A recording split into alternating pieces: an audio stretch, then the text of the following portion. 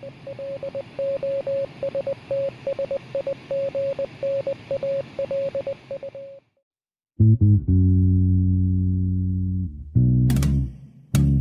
to The Lost Signals Discusses Film and TV. Using the revolutionary Manzur-Ramosi Thurlow scale, or MOTS, we scrupulously review these art forms with an emphasis on narrative structure. Join us for another entertaining episode.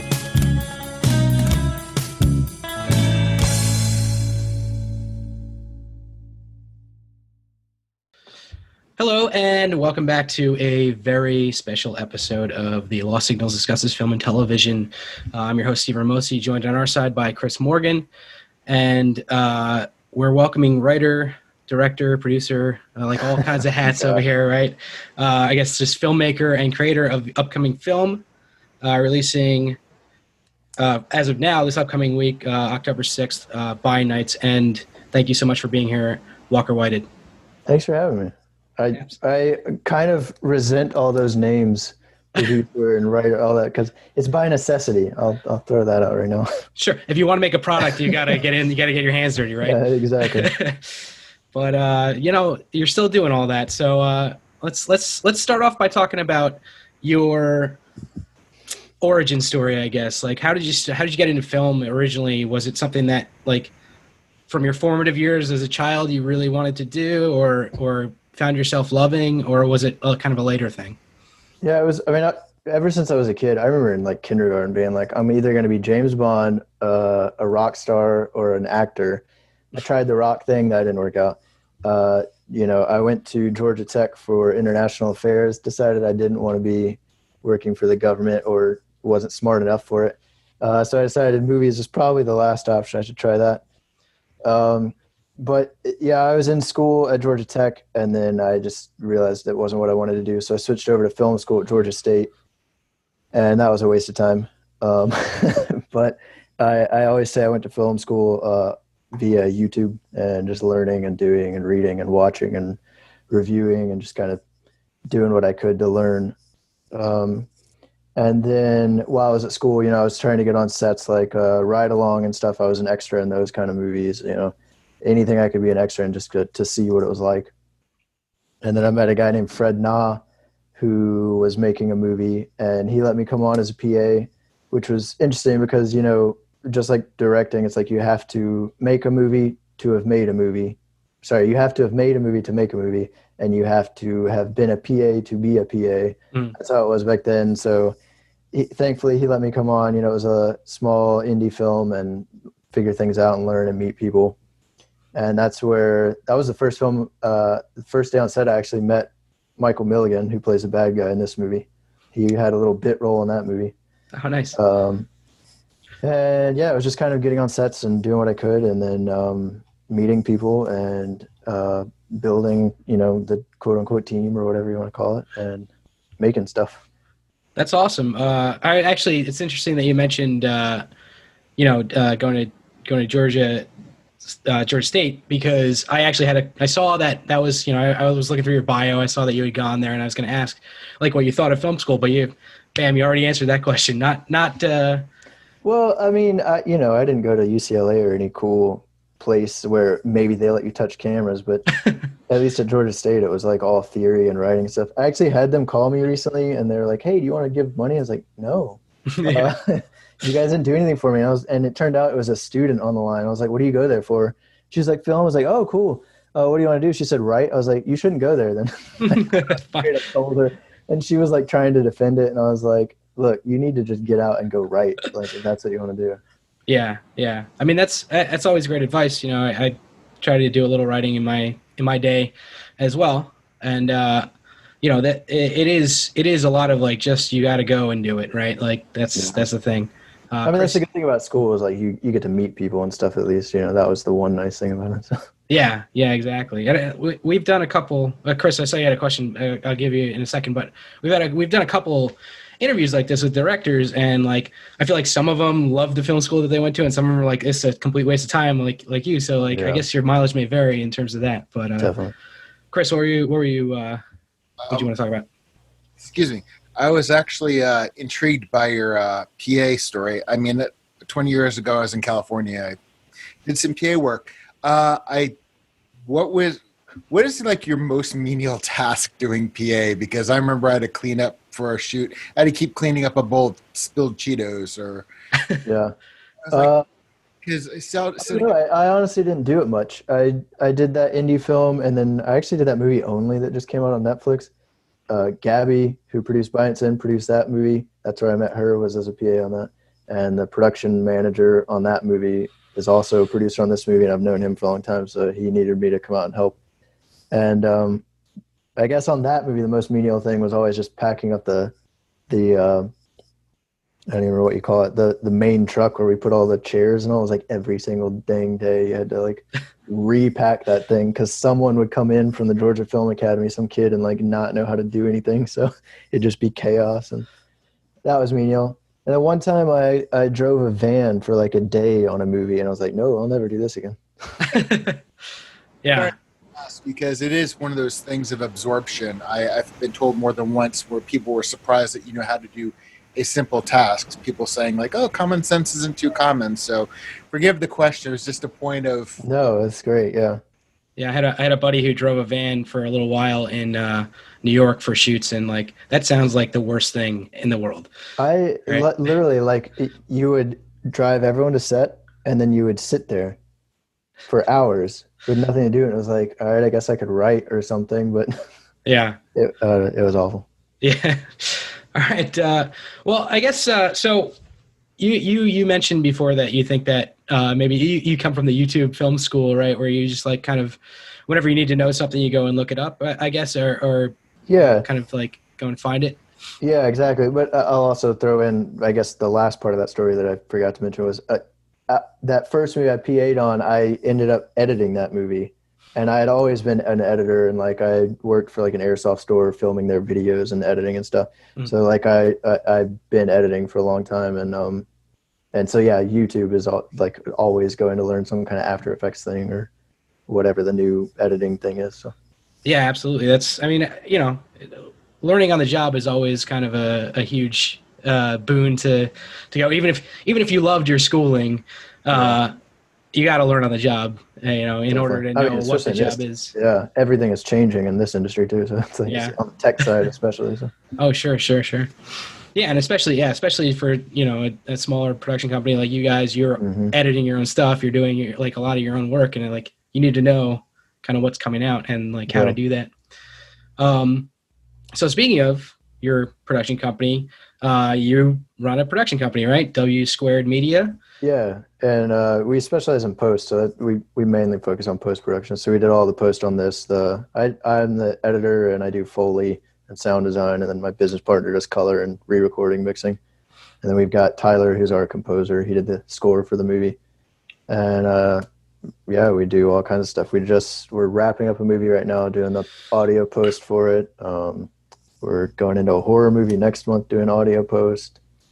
We've done a couple kind of 20-minute long movies, and so. Nice. Sounds like you guys are pretty busy. What do you think? Well, so like as of now, what's your main focus? Are you doing like post-production for films, short films, features, commercials, stuff like that? What are you guys doing? At this very moment, it's features, but I mean, if commercials come in the door, we do that, and if paid shorts come in the door, we do that. Yeah. Sure. Yeah. Whatever work's coming in, I guess. Yeah. Yeah, whatever comes in, and it's kind of interesting. I mean, we're not really at the point where we can pick and choose yet, but. Right. I hear you. Well, actually, that being said, like, what would you prefer to be working on, I guess?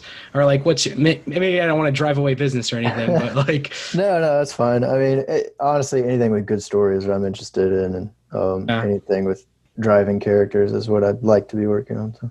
Yeah, I went through some of your shorts and like some of the videos you have on your website there. There's some good stuff. I like the fake news one that you put up there. That's pretty funny. Yeah, thanks. That was actually that was a PSA for like the last governor election, I think, for Georgia. Yeah. And just getting people to go out and vote. And that's where I met Kurt. He was one of the news anchors. Oh, nice. Very cool. So that being said, maybe we can work on a little bit of a segue to what kind of films you're drawn to? Like, I know what kind of film, By Night's End is, right? Is that the type of film that you're trying to do? Yeah, I really I literally before we got on here, I was watching. Have you guys seen that Message from the King movie, Chadwick Boseman movie? No, not yet. I just started watching. I mean to. literally just found it. It was from 2016, and I was like, okay, this is perfect. I want to watch this because it's that kind of gritty, crime thrillery, with bits of action here and there, stuff like that, and that movie, like Narc, if you remember that movie. Yeah. I love. What was that? Yeah. Carnahan. Yeah. I don't know if do you remember that Mel Gibson movie Payback? Yep. It's those kind of cool, like gritty, crimey. I don't know. I'm really drawn to that right now, at least. Stuff with like really dark endings, I guess. Yeah. Into. Yeah, those dark twists and like, so those are some of my favorite movies too. Like, especially growing up, I love that type of stuff. Coming up watching Inside Man and things like that. Yeah. Like that type of stuff. So like, yeah. I grew up on Bond, so it was like, I love James Bond movies. I'm super excited for No Time to Die, but there's usually, 95% of the time a pretty happy ending. So like right now I'm into the not so happy ending, I guess. Yeah, I get, and that probably comes with like, I don't know. I don't mean to, I don't want to guess, but like, it probably comes with the times that we're living in, right? Like there's a lot of dark shit going on right now. There really is. Yeah. But yeah, it's interesting seeing movies. I think we did an interview with a guy like towards the beginning of quarantine, like maybe in April or May, and seeing the movies that like starting to trickle out, even though there's not as many coming out this year. So we usually do reviews and stuff, and like we tend to try to do all the Oscar movies for every year and then review them or whatever. And it's like, who the hell knows what it's going to be this year, because that's going to be interesting. Might be half A24 stuff or something, or like, all Netflix movies. No. But it's crazy to see the way that it affects the industry. Has it really messed with your guys and your schedule at all, or? Weirdly, no. I mean, we've got, these post gigs coming in and stuff. I mean, there was some downtime for a minute, but I don't know. But also, I mean, with our movie By Night's End, like somehow we just hit a sweet spot where last year we filmed it and we were in post and we sold it during quarantine, and there's a lot of like waiting to see what would happen with it. But I don't know. Weirdly, we've been semi-okay, I guess. I mean, you can tell it's slowed down here in Atlanta, but yeah, for me personally, it hasn't been too bad. And Atlanta's a pretty big film area these days, right? Like right in Georgia. Yeah, it's been crazy. Again, I think this year you can definitely tell it's slowed, but I think hopefully we'll bounce back. Yeah, I think eventually everything's going to balance out. Hopefully, we're all crossing our fingers. Chris, what do you got? Well, 2 questions. As cliche as it sounds, your favorite Bond, and sorry. I just said, yeah, that's a good question. And I was just curious as to your location, like how far out of Atlanta are you? Because I know the business is growing down there, but when you're in LA, I mean, LA is just basically a huge. Yeah. So I was just curious, like, what's the I guess location like? Where's most of the gigs happening with regard to film? It's all over. I mean, I'm 20 minutes outside of it, 20, 25, somewhere in there. In Smyrna, the house that I'm in is the house in the movie. So nice. Yeah. So it's like 25 minutes outside of the city. And, but I mean, honestly, it's everywhere, we call it Atlanta, but there's all kinds of other little cities outside of Atlanta. Like I'm sure you guys do with LA that, it's all Atlanta, but filming is happening all throughout it. So yeah. And then favorite Bond movie is Goldfinger for sure. Oh, right on. You're a purist, Sean Connery? Yeah, for sure. I mean, I don't hate on any of them, but Sean Connery for sure. I was opening my Letterboxd ranking of Bond films I have. So. Nice. What about you, Chris? What's your favorite Bond? I have to admit, I'm not. I'm not all the Bonds, but yeah, I'm definitely. There's something to be said about all of them, but I'm more of a Sean Connery, Roger Moore kind of person. Sure. Yeah, I think Goldfinger's mine too, for sure. That's the one that I saw first, I think, with my dad when I was like a kid, you know. So I was like, that one Yeah, always it might be stuck with me. too. It might be the nostalgia of it. Yeah. All right, so let's like do a little segue over to talking about the movie here.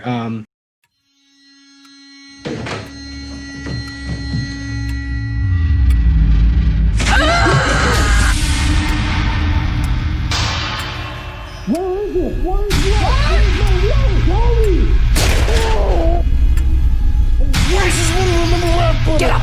I'll pay you $10,000 if you let me go. Let me see your hands. Please let me get out. Hello, friend. There's something in this house that he wants.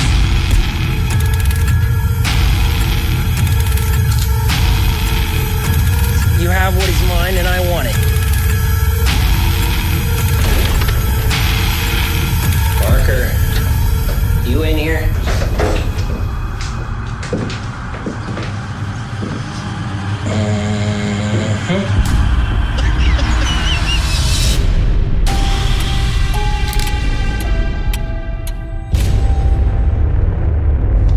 Have a nice night. I looked at your IMDb page, did a little studying on you, and it looks like By Night's End is your first feature. Is that correct? Directorial feature. Yeah. And so, how is this experience different than previous experiences with directing shorts, TV, that type of stuff, commercials, and stuff like that? More days. Yeah.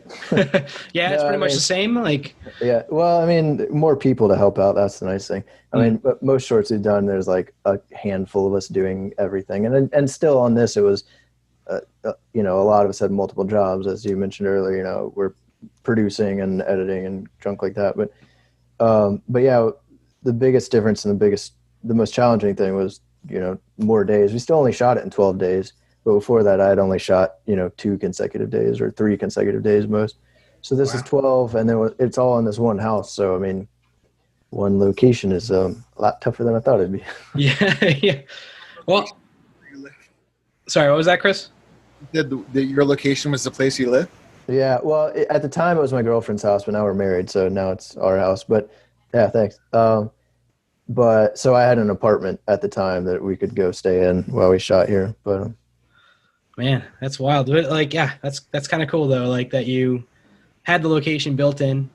Probably saved you a lot of money on location costs, right? Yeah, that's for sure. I mean, that's been kind of one of the crazy things. Like the idea came to my head when I was sleeping in the house, and then, you know, I'd be writing while I'm in the house. Like the orange light that you see coming through the windows was all inspired by a street lamp that's outside. Okay. Which since then they've actually changed to an LED light, which is kind of a bummer. But so like sitting in here writing, you know, and then sometimes editing in here, sometimes, you know, reviewing footage in, you know, I'll be standing out in the kitchen watching a scene that takes place in the kitchen. That's weird. Yeah, it is kind of strange. But all right, so let's talk about. Oh, sorry, Chris, go ahead. No, I was just wanted to give you a compliment because Steve and I were talking about this last night. First of all, I have to compliment you on the writing. Secondly, the lighting, we really were talking about. We both appreciated that. You know, a lot of times you see movies and you've got a light source, but in the background it's not. It's like I can't believe it's not day for night, kind of like where they have the. And we really both appreciated the lighting in this film a lot. That's all. Thanks. Yeah, Philip, our DP is phenomenal. You know, we walked through the house and would talk about it for a long time about what we wanted to do, and he had this crazy method where he would hang things up, like what he called teasers. And it's just like a white sheet hanging from the ceiling, essentially, and a black side and a white side, so you can keep light off and then bounce light from one corner of the room and fill kind of the space. So, you know, he's definitely a light the room, not the face. And so, you know, we can just run and do what we need to do. And then you mentioned day for night stuff. Everything was actually shot. If we're outside, of course, it was shot at night, but everything else is shot during the day, and we had to tint out all the windows. So... yeah, so we would tint out the windows and put lights inside there, and then stuff like the orange light coming in. You know, it's harsh lighting and it's not realistic whatsoever. But we kind of took that approach of like, this is a movie. Let's take that you know, realistic approach, but pushing the realism. I can't remember what the word we had was that we would use, but you know, it's kind of surreal and more what I kept saying was just a little more cinematic. We're making a movie. Let's make a movie. Yeah. What do you think, Steven? Like, you didn't have any of like in the woods. You have the lights coming through the trees. You know how they sometimes have the pale blue light or whatever. So, I'm sorry I didn't want to take away from, but I did want to compliment you on that. No, thanks. Hey, you're good. I hate the random blue lights, honestly, and out night times. The lights that were actually coming through, it's funny you mentioned that because it looks like we spent a lot of money on lighting. Those are some tennis courts that are back there. We just went over and turned the lights on. Well, worked out. All right, yeah. That's awesome. You use what you have. Yeah, of course. All right, so let's talk about By Night's End. I want to go through the cast really quick. You have your kind of three main characters, right, and everybody else is kind of around their orbit. We have Heather, played by Michelle Rose. You have Mark, played by Kurt Yu. And you have Moody, played by Michael Aaron Milligan. And then you also have Parker's Carlos Aviles. That's how you pronounce his name? You know what's funny? I don't know how you pronounce his last name, and I've never asked him. That's my best guess. Looks like Tom, played by Matt Laborde, Officer Calkins, Jeff Ridgway, Robbie, Troy Farouk, Ben, played by Lucius Baston, and Lily, played by Stella Pileggi. So I think that's your whole cast, right? Pretty small cast. Yeah, I always say it's a 3-person cast because, I mean, like, anyone else who's in the movie is there for, like, maybe 2 minutes tops. Oh, absolutely. Like, I feel like most of them, I feel bad they're saying it, but, like, they're...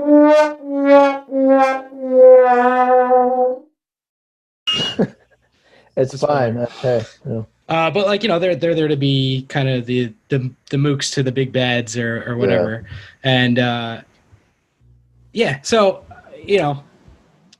not listening to what I just said, without getting too spoilery, where'd you kind of come up with a concept for this film? It's definitely an action thriller, but there's a psychological aspects to it as well. What was going on while you were writing it, and where'd the idea come from? So the idea came from, I was on a movie set as a camera operator. It's not on my IMDb, and I don't know if I ever got credit for it, but whatever. Whole nother story. So I was a camera operator, and one night, I was just, in one of those moods of like, why are they getting to do this and I can't, So one night I came home after set and was laying in bed, and the crawl space is under the master bedroom, like in the movie that you see, that's my bedroom. So I was laying in bed and thought about, well, what if there was a guy down there? And then the plot points just kind of stuck in my head. So I got up and like wrote the beats down, probably had like 90% of the beats written. And then every day for like the next week and a half or so on set, I just started writing and treatment, doing a treatment. And then I think like 2 weeks later I had a draft. So it really just came from that first inkling of an idea. And then it was all about just kind of building characters and, figuring out who these characters were and what their issues were.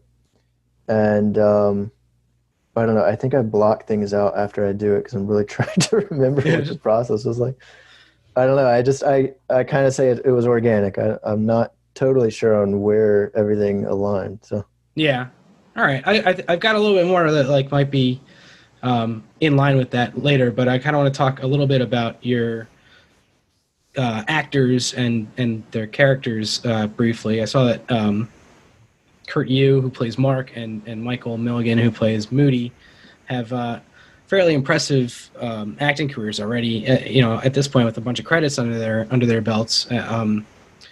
What do you think that brings to like a set? When you have actors that have that type of repertoire, like that professionalism, I guess, built in already, or they've been on professional sets before.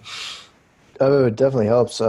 They both had very different styles, but of like working out their process and stuff. Kurt was always cordial and would ask certain questions and want to, figure out what and why and when.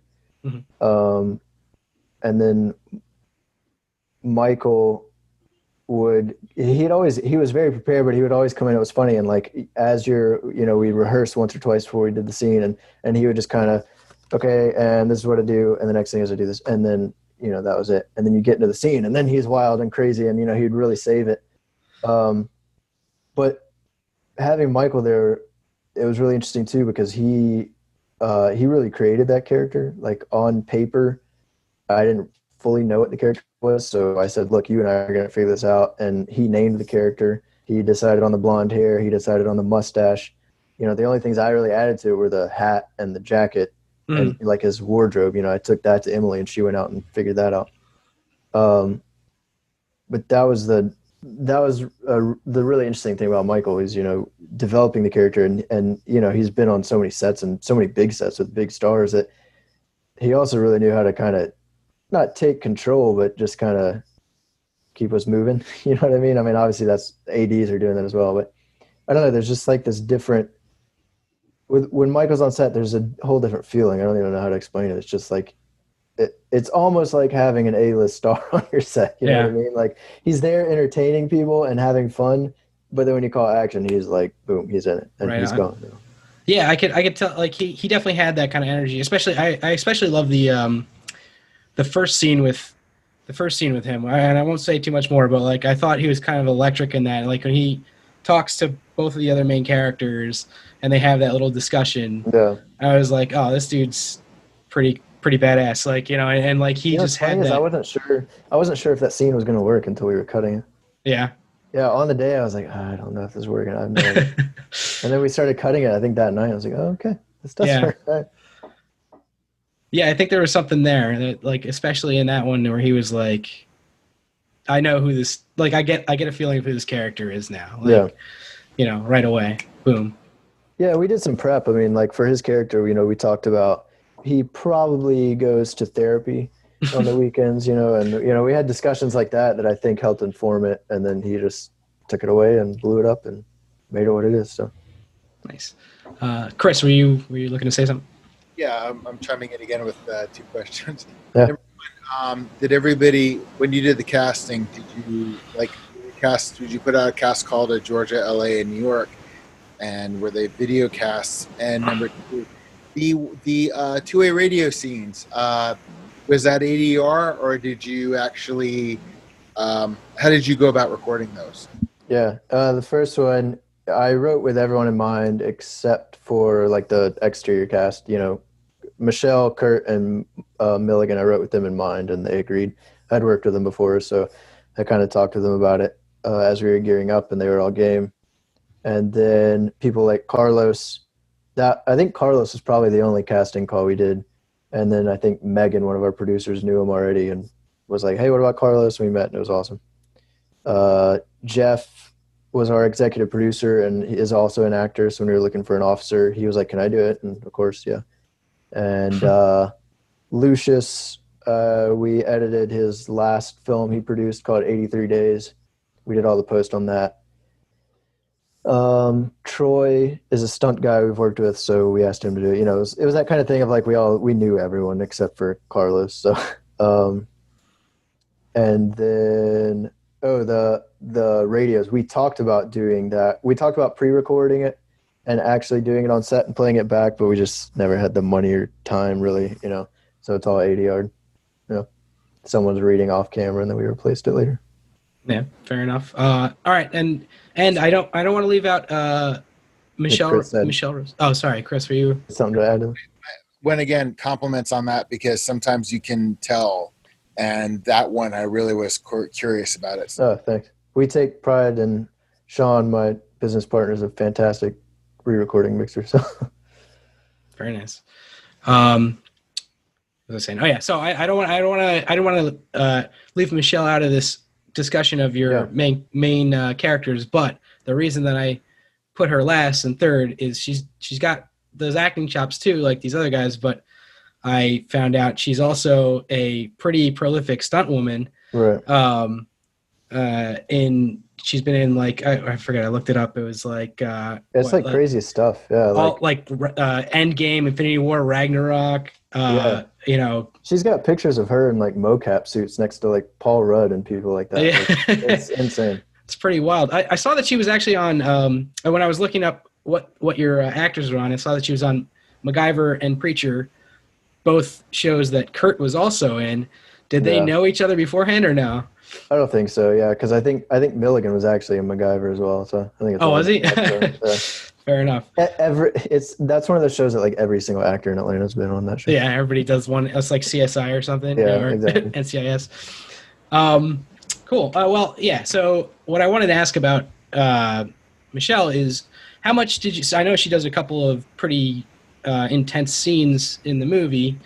How much did you rely on her for like her stunts and like choreography and stuff like that? Like, did you lean in to her experience in that stuff, or was it all kind of already planned out? Well, we excuse me, the like I cast her knowing she was great at stunts, and I'd been trying to do a movie with her like years ago, and it just was falling through. And she was always like that go-to, like I really want to work with her, I really want to make a movie with her or something. So finally this came around, cast her. I was like, okay, there's going to be fights. I know she can handle it. And then it was really like the fight stuff was a mix of her and our stunt coordinator, Keith Davis. Keith, if you look him up, has stunt coordinated and done stunts on, again, like insane stuff, like all the Marvel movies and stuff. Coordinated some movies. So he's really prolific and really efficient. So he came in and we talked about it, and then they pretty much would work out everything the day of or the day before. Wow. And again, we had no time, so it was like just go into it and see what happens. And thankfully, they're all really good in it. It all worked out. Yeah. Yeah, it's really impressive stuff. So, all right. Well, I wanted to also talk a little bit about the score. You mentioned Tyler earlier. Mm-hmm.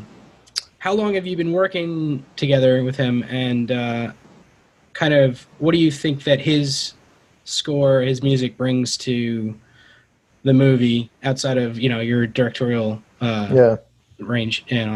Tyler's one of those guys that I feel like I've known forever, but I've probably only known maybe less than 5 years. I think I met him like I think he was posting like SoundCloud music online, and I heard something. I was like, this guy would be a fantastic composer. So I will always take credit as turning Tyler into a composer. So I asked him to do some short films, and he did those, and they were amazing. He's one of those guys that everything you do, you hand it to him, and you go like, here's my themes, here's what I want to do with this scene, go. And then he does it, and it's perfect. I think there were 2 songs in the movie that we changed, and other than that, like what he gave us is what's in the movie, which is stupid. I mean, like, it's his first movie too, so yeah, that's insane. But we had like long conversations about, okay, like this scene, I want to go with this, or like the attic scene. It was like I need the performance. I need Heather to really drive that scene. I don't want the music to drive that emotionally. Let's just like be inside her mind with the music. And then he did exactly that. Like, it's not distracting and it doesn't drive the scene at all. So Tyler's just fantastic. I mean, I think I made a Spotify playlist. So every time I was writing or editing, I had the Spotify playlist filled with like music from that Korean movie Believer, stuff from like Hotel Artemis, this kind of like synthy ambient, slightly electronic feel. And then I didn't tell him where I was putting that stuff in my edit, because I like to edit with temp tracks, but I gave him that playlist so he could listen to it and then like create his own feel. And I mean, the score is probably one of my favorite things about the movie. Yeah, I think he does a damn good job. Chris is our guy for that. So like whenever we need like an intro for the podcast or whatever, like Chris, oh, it's awesome, whips something up for us. You can see I don't understand piano in the background there. And stuff. I can't do that stuff. Like every now and then I'll be like, yeah, I'm gonna whip out GarageBand and like make something cool, and then I'm like, this is stupid. Why am I even trying to do this? Exact same. I feel the same way. So I'm always in awe of people that can do that. But yeah. Funny, I'm one of the people on this podcast, and I'm like, when they ask me to do an intro, I'm like, okay, what's the show about? So yeah.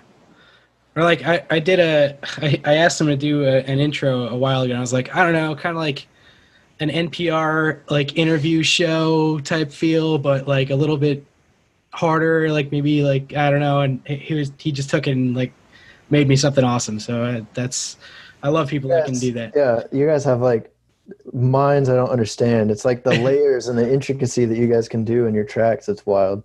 I'm always jealous and envious that you guys can do stuff like that. I can't even think like that. I love listening to soundtracks, but I can't make them. Yeah, I feel like the same exact way. All right, so let's go from the music to kind of the mise en scene, I guess, or like what I was saying to Chris when I was watching this film is I felt a real sense of place like inside the house and inside and around the house, I guess. And I always felt like I knew where every important character was in relation to each other at any given point, even if they're not on screen, which I think is a really important thing in a film, and can get lost really easily in a film. And I don't even know, like, is that something you were consciously trying to create throughout, or is it something that just like comes about? No, yeah, definitely. I mean, coming from ed, I'm always aware of geography when I'm watching movies, and I don't remember what the other word I was going to use was, but I'm always aware of geography and just kind of where everyone is in a scene, and not making things too crazy. And we were also very aware of like the claustrophobia of this movie. You know, it's a small house, so we wanted to make things feel pretty condensed. But it's also like it's hard to make you feel like you're in a different space when you go, you know, from one room to the next and then back to the other room. You don't want to shoot that same side of the room. So we're also having to think about, okay, now we're going to switch sides of the room and make it a little more interesting for this scene. But then again, thinking about, okay, we need to remember the geography and make sure, like, you know, that we can understand it. So it was all kind of challenging being one place. But yeah, I'm very aware of where people are in a scene and making it the most clear as possible. Yeah, that's something that, like, you know, we started doing this show maybe 6 years ago, and something that I was never really, like, you know, always notice as a viewer, but you're never really aware of until you're paying attention to it. Yeah. And it's something that, like, when you become aware of it, it's really cool to see people do it right. So I give you props on this one. Actually, you mentioned the claustrophobia of this movie. That was actually going to be my next question. You answered it outright right away. So, yeah, that kind of just goes in with the geography of what's going on. Like, you almost get a sense that the walls are closing in as the movie starts coming to its conclusion, you know, in a sense. So, yeah, that's just, I'm always interested to hear whether, and it's always like, yeah, of course I have to think about that as a director, right? But like, I mean, you'd be surprised. It seems like, though. I mean, I've never heard anyone outright be like, I wasn't thinking about it, but some movies you watch and well, that's exactly what I mean. You can tell when people aren't thinking about it, right? Yeah. It's never like, oh, I did that by accident, and then it turned out really good, you know? Sorry, Chris, go ahead. No. I was, my wife and I were talking about last night, like, now that I know it was the house they're currently living in now, whose ceiling did you go with? All right, I'm sorry for the spoilers, but oh no, when she stomps the ceiling up.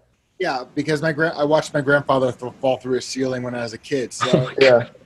Now I'm sitting here wondering, okay, where did she go? Well, so when she goes through the wall, that was real, but when she stomps through the ceiling, that was fake. We just, on the back porch, we had 2 pieces of sheetrock that we set up, and we just were over here where there was no wall filming, and we had insulation on top, and she just stomped through. So it was just 2 pieces of insulation to make it look like it was a room. Movie magic. Right. But the bathroom fight, that was not supposed to happen, and she went through the wall. Ooh, well. But it looked cool, so I didn't care. You got, at least you got it. That's the second time I've had that happen, too. The first short I ever did, we had a fight scene, and a guy went through the wall, same thing. And on the day when we were filming that fight in the bathroom, I looked at Sean, and I was like, hey, remember the first short we did when they went through the wall?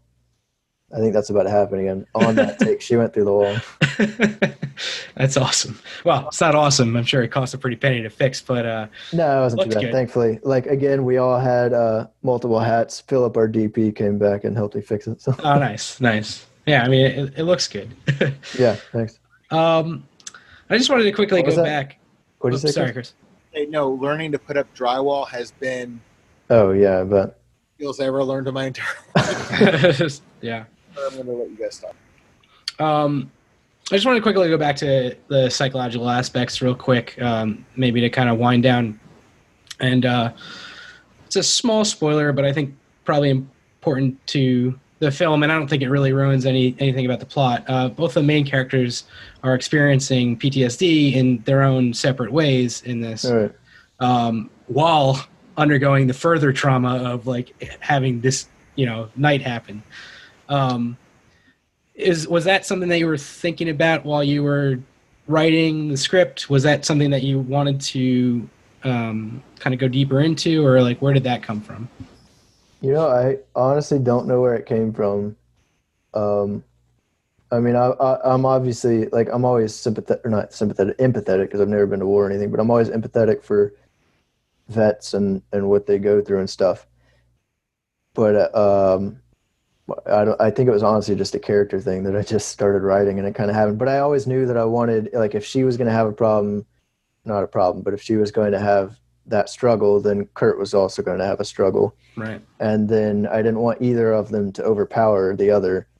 They both just need to learn that, like, if they can communicate with each other, maybe they can, not settle, but like lessen their issues. Yeah. So that was really the main thing I was thinking about is they both need to have something, a push and pull, and then they both need to kind of figure out how to resolve that push and pull, typical story things. And Absolutely. Yeah. All right, cool. So I don't, that's the end of my questions about the film. I don't know if you have anything specific, any interesting stories that you want to share from on set, or like any stories from production or anything like that. But if you have anything, now's the time. Sure. I mean, if anything pops in your head, let me know. But the first thing I like to tell people is we haven't really talked about it much, and we don't put it anywhere. That we made the movie for under $30,000, so I'm super proud of that. People seem to kind of go, "What? You did what?" Yeah, so it's impressive. I like say that because, like, I had to make a movie, so this was what I did. It was like I had this idea, we can shoot it for next to nothing, let's do it. So why can't anyone else? Mm-hmm. Interesting stories. I guess my favorite scene of the movie is the one where they're sitting in the hall and there's no dialogue, they're just sitting together. We finally kind of see they had that connection, and that was total accident. There was supposed to be another scene there, and there was like a wardrobe miscommunication or something, and we couldn't do what we were going to do, so I had to like figure that scene out on the day, and we shot it, and that's my favorite scene of the movie. So that's awesome. You shot that right on the fly, huh? That's really cool. Oh man, I feel like there's always something like that in a film. You hear like directors or filmmakers talk about their movies, and it's like there's one like lucky accident that like makes it into the end of the film that they absolutely love.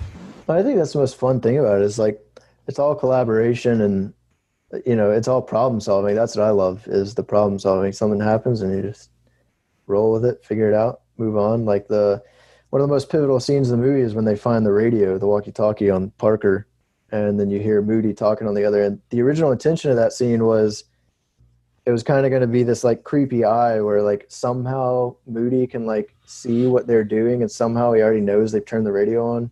But on the day, I was like, that doesn't make any sense. You don't know when someone turns the radio on. So we changed it to like he's screaming into the radio, trying to get whoever's on the other end's attention. So then we changed that on the day. So, I mean, it was another one of those where like at lunch, this is not working. What the heck do I do? Okay, sit down, rewrite, figure it out. After lunch, boom, it worked. Yeah, man. It's a crazy process. Necessity is the mother of invention, Right. All right, cool, man. This has been awesome. I always like to go out on these interviews with a little bonus question for our guests.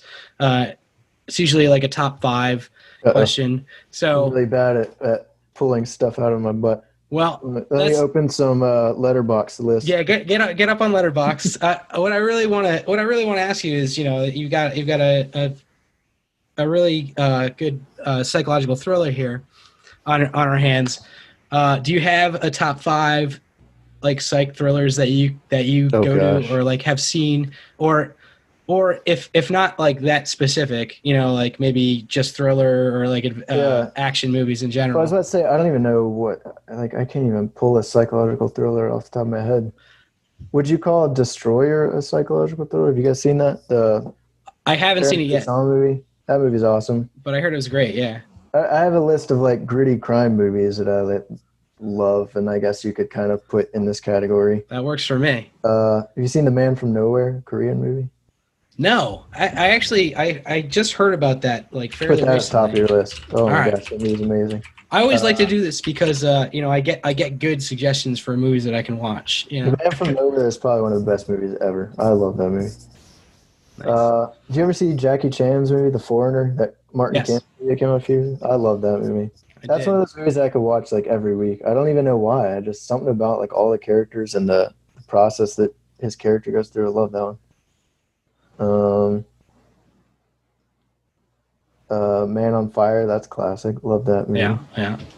And then A Walk Among the Tombstones. I have this weird affinity for that movie. Yeah, Chris, you like that movie?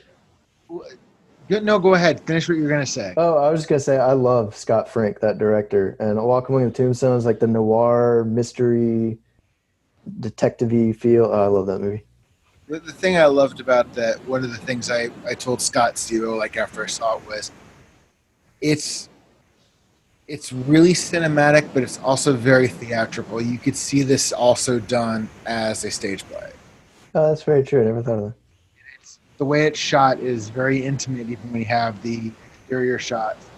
So yeah, I love that movie. That is one. Yeah. I'm glad you brought that up because that is such an unsung movie. It's so fun. Yeah, it's like I just love that noir feel, and then when stuff happens, it's not an entire building blows up. Something happens, and it's small, but it's still big. You know, for those kind of movies, I love that kind of thing, where it's not, you know. We all love Marvel movies, but it's not a Marvel movie where every single thing is blowing up and things are flying and stuff. But the big thing that does happen is big for that movie. Does that make sense? Yeah. Oh, I yeah. love stuff like that. The last one I'll leave you with is not many people have seen this movie. Have you ever seen Harry Brown, the Michael Caine movie? No. It's on my to-do list. That's another movie I could watch every week. That movie's amazing. Nice. Yeah, I'll have to check it out. I got some good new ones here to go watch. Well, Walker, we really appreciate you taking the time. If you have any shout outs or anything else you want to talk about before we get going here, now's the time. Gosh, I can't think of anything. Movie comes out on the 6th. That's about it. Hopefully some people will go watch it. By Night 10, October 6th. W Squared Media, I guess. Yeah, is W out Squared there Media. too. Come You need- to us your post-production. yeah, for all your post-production needs. Thanks so much for joining us tonight, Walker Whited. I have been your host. Oh, Chris, go ahead. Yeah, I was gonna say, what's it gonna be released on? Is it gonna be? You know what's funny is they keep saying VOD platforms and they keep listing like iTunes and Google and stuff, but I think iTunes and Google come out in December because they're like backed up during quarantine or something like that. So right now it's like Vudu, FlixFling, DirecTV, Amazon. Yeah, stuff like that. And then I think it'll be on DVD in December. I always say I think because I don't trust anything until I see it. And I think it will be on some other service in November. I'm not totally sure. All right, man. Sounds good. We will post all of those or whatever we've got when we release. I think this is coming out on the 5th, so right before, day before the movie comes out, and then we'll post any links that we've got. If you have anything else that you want us to put up there, just let us know, and we'll throw it up. Awesome. Thank you so much for joining us, man. Yeah, thank you, Chris. You guys are awesome. I've been Steve Ormos, your host. Joined on our side, on the Lost Signal side, I almost said in studio, but we're in separate places, by Chris Morgan. Thank you so much, Walker Whited. We'll see you later. We'll see you on October 6th. Thank you, guys.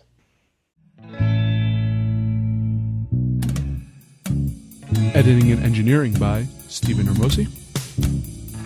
Music by Christopher Morgan. Check us out on YouTube and iTunes for the shows, and on Facebook and Twitter for updates. Or mods?